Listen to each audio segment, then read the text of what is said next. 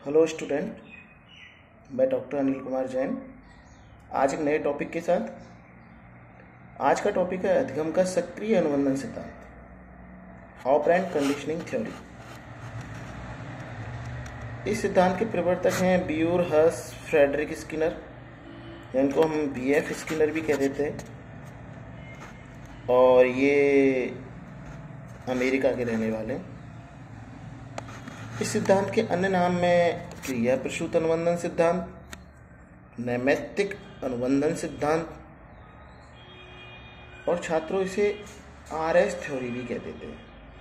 आपने पहले पढ़ा था थॉर्नडाइक का सिद्धांत, जिसे एसआर थ्योरी कहते हैं, और ये उसके विपरीत है आरएस थ्योरी। ये हम जानते ही कैसे है, अभी अपने सिद्धांत में जानेंगे।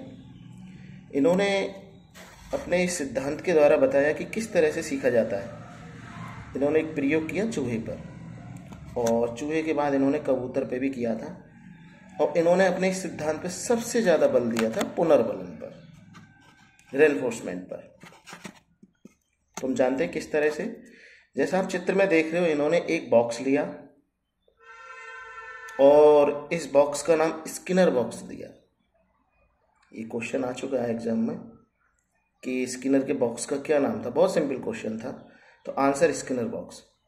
इन्होंने इस बॉक्स में एक चूहे को लिया और इस बॉक्स के साइड में आप एक देख रहे हो, एक पॉट है, और उस पॉट में कुछ भोजन रखा हुआ है। इन्होंने देखा कि चूहा जब पिंजरे के अंदर या बॉक्स के अंदर बंद था, तो ये चूहा चारों तरफ घूम रहा था, और वैसे इसकी ये स्वाभाविक क्रिया भी है कि ये घूमेगा ही। ये घूमा, इसने एक बार जब से इस चक्कर पूरा किया तो इसका पैर एक लीवर पे पड़ा, और लीवर पे पड़ने के बाद ऊपर से दाने के रूप में एक भोजन यहाँ तक आया, तो इसने उसे ले लिया और खा लिया।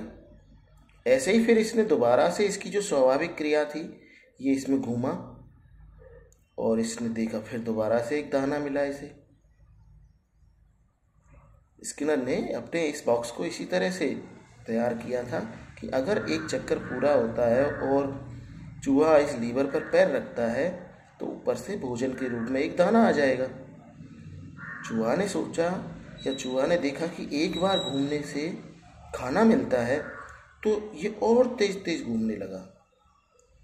हम कह सकते हैं कि इसकी क्रिया है वो तीव्र हो गई, ये तेज तेज घूमने लगा। और स्किनर ने यही बताया था कि क्रिया के दौरान या क्रिया के पश्चात अगर हम अनुकूल दशाएं दें, तो उसके व्यवहार की मात्रा को बढ़ाया जा सकता है। ऐसा ही इन्होंने अपने सिद्धांत में किया।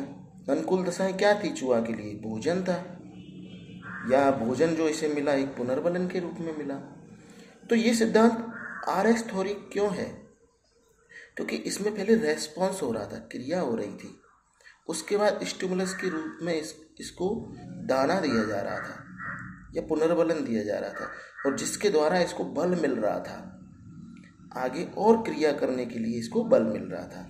ये इन्होंने अपने सिद्धांत से बताया कि आप जैसे ऊपर नाम देख रहे हो, क्रिया प्रसूत अनुबंधन सिद्धांत, कि हम पुनर्बलन के माध्यम से क्रिया को प्रसूत मतलब बढ़ा सकते हैं एक अनुबंधन के माध्यम से। ऐसा ही इन्होंने किया था अपने सिद्धांत में।